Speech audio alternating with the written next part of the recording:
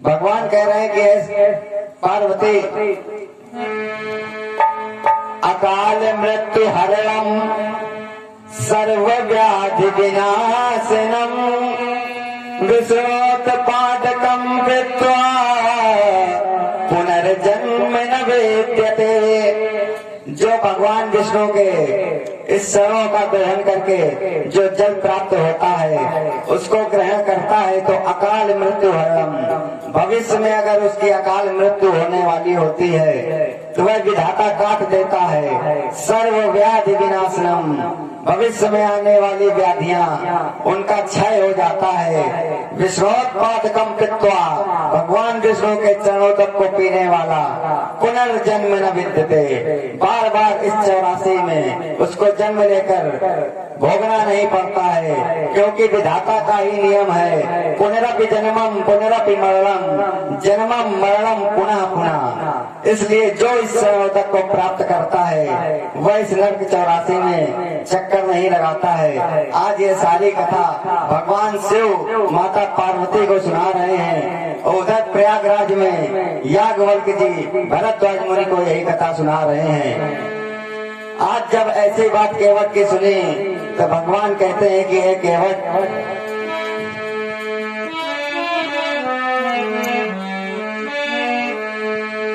कृपा सिंधु बोले मुस्काई,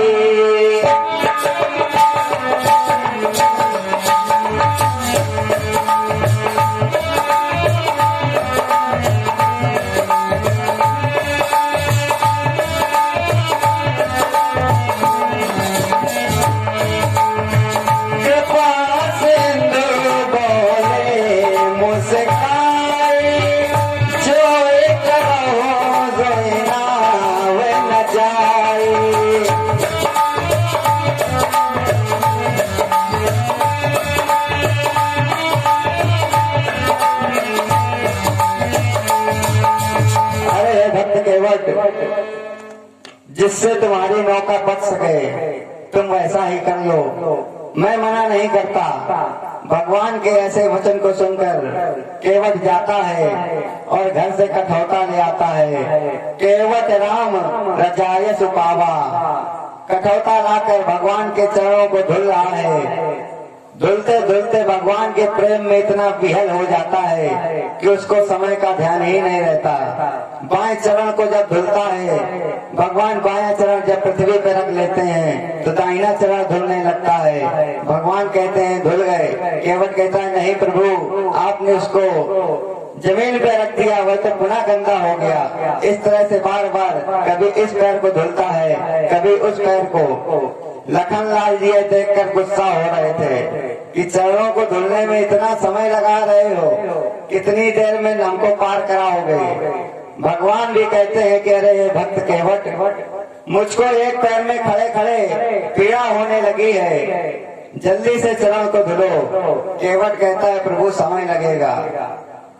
समय तो लगेगा, अगर आपको पीड़ा है तो आप एक काम करो, आपका ये जो दाहिना हाथ है तो आप हमारा सहारा ले लो, हमारे मस्तक पे अपना हाथ रख के खड़े हो जाओ। भगवान को वो केवट भक्त समझा रहा है।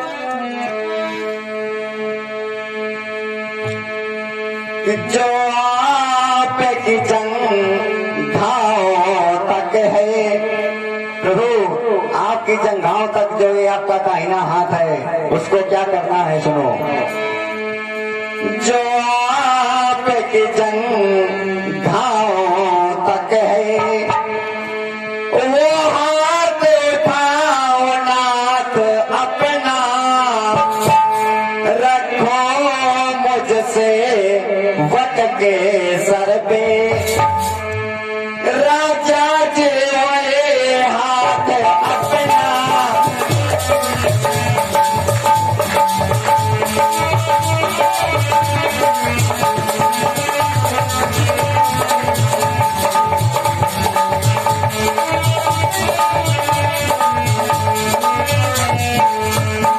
आज वह भक्त भगवान को अपनी प्रेम भरी बातों में लपेट कर भगवान का हाथ भी अपने मस्तक पे रखवा लेता है। ये भक्त की पराकाष्ठा होती है, भक्ति होती है, जिसमें भगवान उलझ जाता है और भक्त के बस में होकर भगवान को सब कुछ करना पड़ता है। आज वह केवल भगवान को नाव में बैठाल कर चल पड़ता है। नौका में बैठाले हैं भगवान राम को, सीता, लक्ष्मण और साथ में वो जो श्रृंगबेरपुर का निखाद राज था वह भी, और केवल कुल 5 लोग बैठे हैं नाव में। नौका अब गंगा में आगे बढ़ रही है। श्री राधे श्याम जी लिख रहे हैं, मंद मंद गति से इधर चले जा रही नाव,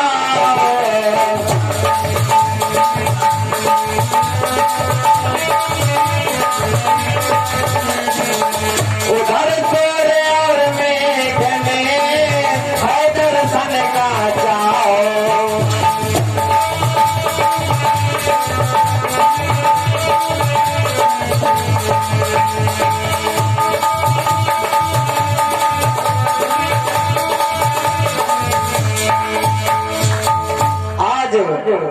आकाश मंडल से भगवान सूर्य उस भक्त और भगवान की ऐसी पावन लीला को देखने के लिए मानो एक ही जगह स्थिर हो जाते हैं। वह केवल भगवान को बैठाल कर नौका में चल रहा है, भगवान के सन्मुख अपने चेहरे को किए हुए है। आज भगवान को देखता जा रहा है और नाव को उस जल में खेता जा रहा है। मन ही मन भगवान की प्रार्थना भी कर रहा है कि प्रभु कि मिलता है सच्चा सुख केवल श्री राम तुम्हारे चरणों में। मिलता है सच्चा सुख केवल श्री राम तुम्हारे चरणों में।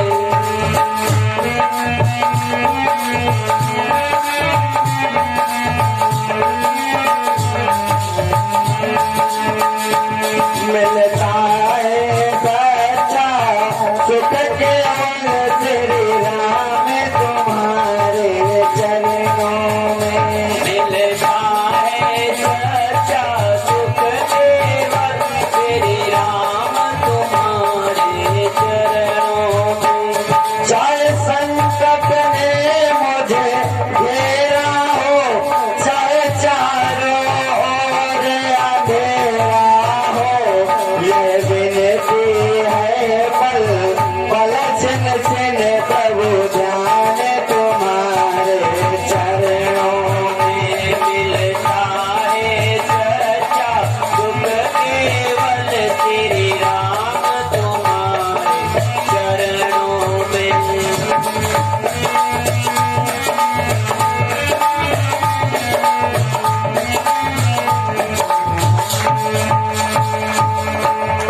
भगवान का गुणानुवाद करते हुए नौका को बार बार उस गंगा के उस पार तक ले जाता है, फिर घुमा के इधर ले आता है। 2-3 बार जब ऐसे किया, सोच रहा था कि जितने समय अधिक से अधिक भगवान साथ में रह लें उतना ही उत्तम है। केवट की इस तरह की केवट का ऐसा व्यवहार देखकर लखनलाल जी पीछे से क्रोधित हो रहे थे, किंतु कुछ बोल नहीं पा रहे थे। जब बड़े भैया कुछ बोले तब छोटे भैया कुछ बोले, संकोच बस कुछ बोल नहीं पा रहे थे। आज भगवान के पावन चरणों में चाचा राकेश अवस्थी जी आप कानपुर से आए हुए हैं भगवान की कथा को स्मरण करने। आपके द्वारा 101 मुद्राओं से भेंट लगाई गई है। भगवान दया करेंगे, कल्याण करेंगे। भगवान कह रहे हैं आज वह केवल उस नौका को लेकर गंगा के उस पार पहुंचता है कि इधर चतुर मल्लाह की पूरी हुई मलार, जा पहुंचे नौका उधर श्री गंगा के पार। आज जब नौका गंगा के पार आ गई तो भगवान ने सोचा कि अब इस केवट को कुछ देना चाहिए, इसका पारिश्रमिक इसको कुछ देना चाहिए। इसने अपना कर्तव्य किया है। वनवास काल में भगवान थे, अब भगवान क्या देते। माता जानकी ने भगवान के हृदय की बात को जान ली। प्रिय ही है कि सिय जानन निहारी, मन मुदित उतारी। भगवान के अंतःकरण की बात को वह माता जान जाती हैं। और माता सीता ने जो मणियों से जड़ित मुद्री थी उसको प्रसन्न हृदय से उतार कर स्वामी को दिया कि स्वामी यह इसका पारिश्रमिक, इसको भेंट कर दो। प्रभु कहते हैं कि अरे हे केवट, तुमने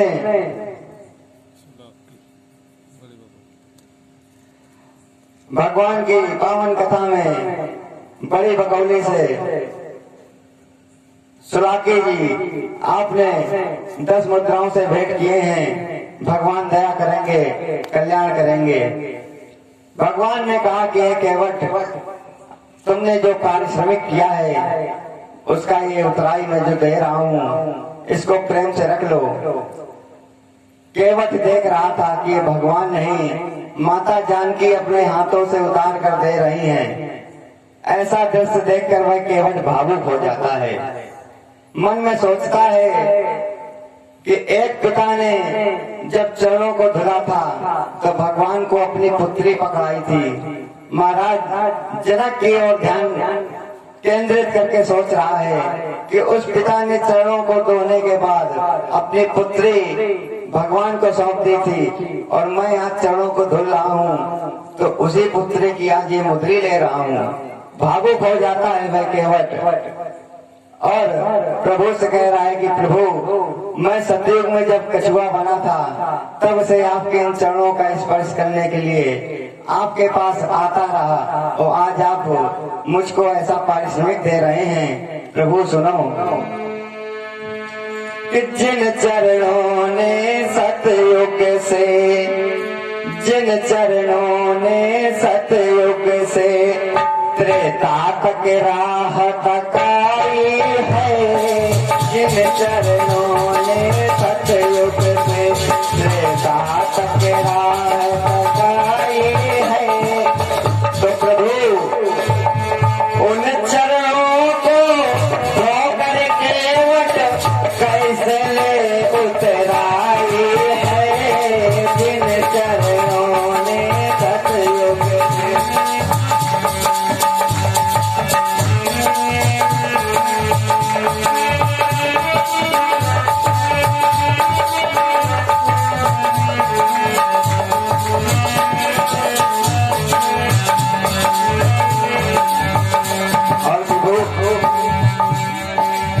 जिन चरणों से प्रकट हुई है वो पावन गंगा धारा, भले बुरे का प्रश्न नहीं है, गंगा ने सबको तारा। जिन चरणों की रज से अहिल्या ने पत्थर गाया ताज, जिन चरणों की के पादुका भरत बने हैं बड़े भागी, जिन चरणों में सदियों से, जिन चरणों में सदियों से केवट ने लगन लगाई है, उन चरणों को धोकर केवट कैसे ले उतराई है।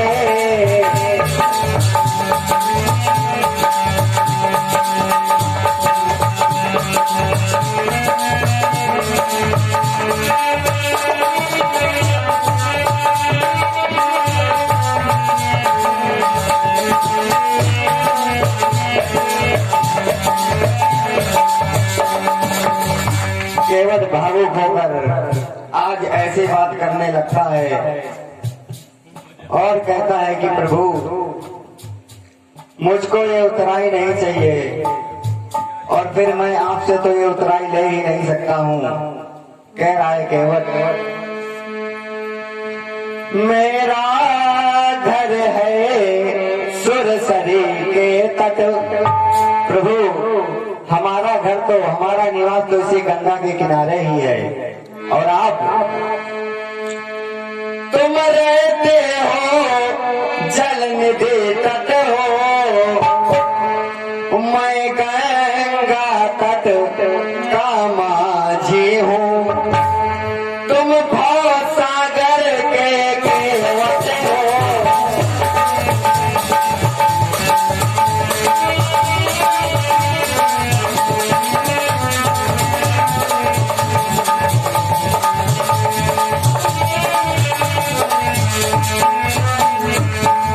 प्रभु अगर मैं भी केवट हूँ तो आप भी केवट हैं, फर्क सिर्फ इतना है कि हम गंगा से पार करते हैं और आप उस भाव से पार कर देते हैं। तो केवट से केवट नहीं लेता, ना नाई से नाई लेता है। आज इस तरह की बातें भगवान से वह कर रहा है, और जो उतराई दे रहे हैं भगवान वह नहीं ले रहा है, कह रहा है। भगवान कहते हैं कि अरे केवट, अगर तुम उतराई नहीं लोगे तो मुझे ऋणी बना दोगे, और मैं नहीं चाहता हूँ कि मैं ऋणी बनूं, क्योंकि मैं मर्यादा के अवतार से अवतरित हूँ, इसलिए मुझको ऋणी ना बनाओ। केवट कहता है कि प्रभु अगर आप अपने आप को ऋणी समझ रहे हो तो सुनिए, अपने को ऋणी समझते हो तो ऋण भी वही चुका देना। मैंने है तुमको पार किया, तुम हमको पार लगा देना।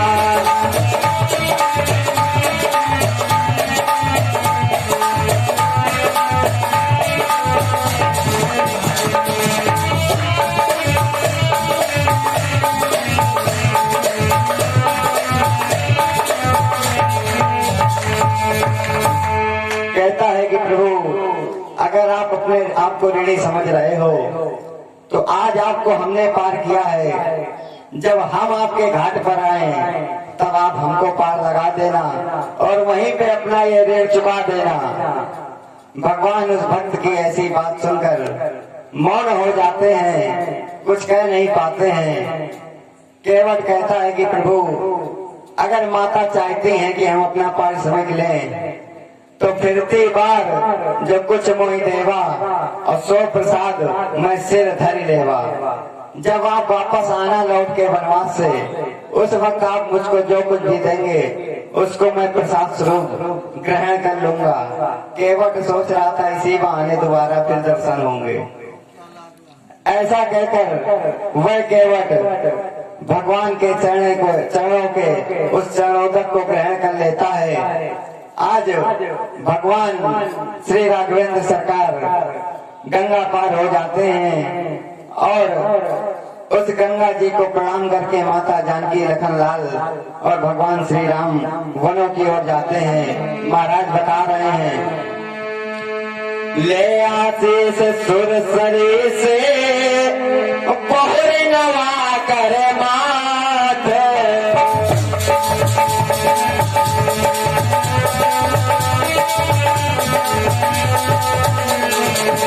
चले वनों में जान के राघवेंद्र के साथ।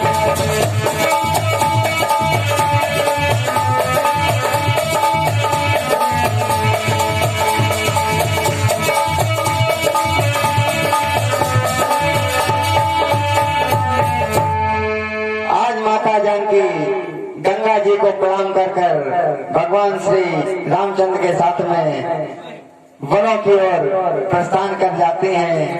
आज भगवान वन की ओर प्रस्थान कर रहे हैं। इसी श्रृंखला में हमारी ये जो समिति जिसके संरक्षण में ये भव्य धर्म यज्ञ हो रहा है, माघ के महीने में त्रिवेणी का संगम जो यहाँ पे चल रहा है, दिन में भागवत कथा, रात्रि में दो दो कथाएं, राम कथा, श्री महाभारत पुराण की कथा, तीन तीन पुराणों की कथाओं का संगम माघ के महीने में आपके ही गांव में हो रहा है। तो ये किसी प्रयागराज संगम से कम नहीं है।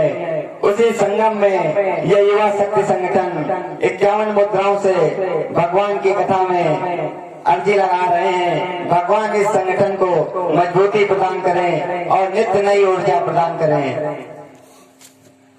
आज गंगा जी का आशीर्वाद लेकर माता जानकी भगवान श्री राम के साथ में वनों को निकल जाती हैं।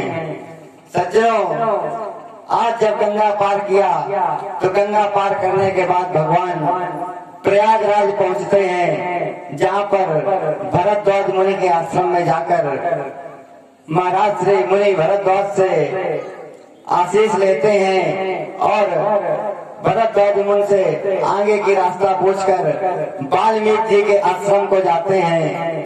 वाल्मीकि के आश्रम में पहुंचकर भगवान ने वाल्मीकि जी से कुछ दिव्य अस्त्र प्रदान किए, क्योंकि अब वाल्मीकि के आश्रम के बाद भगवान को घनघोर वनों में जाना था, जहाँ पे अनेक शैतान मायावी राक्षस रहते थे, जिनके लिए दिव्य अस्त्रों की जरूरत थी। वह वाल्मीकि जी के आश्रम से भगवान को प्राप्त हुए और वाल्मीकि जी से पूछते हैं कि महर्षि, अब हमें आगे का रास्ता बताएं, हम किधर जाकर अपना समय व्यतीत करें। भगवान श्री राम से महर्षि वाल्मीकि जी कह रहे हैं कि हे राघव सुनो, चित्रकूट गिर करा होने वासु, कुमार स्वभाव तुम्हारो।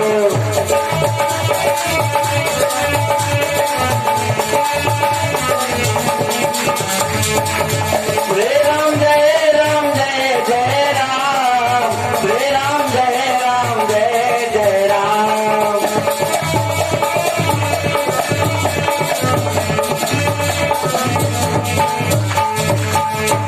बोलिए राघवेंद्र सरकार की। आज की कथा का विश्राम इसी जगह पे। अब आप लोग सुनेंगे महाभारत पुराण की पवित्र कथा। कल की कथा में सीता हरण का प्रसंग आप सभी के बीच में होगा। अधिक से अधिक संख्या में आकर भगवान की इस कथा को श्रवण करें। सज्जनों, गुरुओं की कृपा से, सदगुरु की कृपा से और फिर गुरु की कृपा से हमारे सदगुरु श्री श्री 108 जगदेवानंद जी तीर्थ, जिनका सांसारिक रूप से नाम था श्री जमुना सागर पांडे, वह सदगुरु और हमारे गुरु जिनका नाम इस बोर्ड में लिखा हुआ है, उनके द्वारा जो भी शिक्षाएं प्राप्त हो रही हैं, वह आपके नगर में एवं अन्य नगरों में मैं धर्म की ध्वजा पताका फहरा रहा हूँ। मैं निःशुल्क सेवा जरूरी ही नहीं आपके गांव में, अन्य गांवों में भी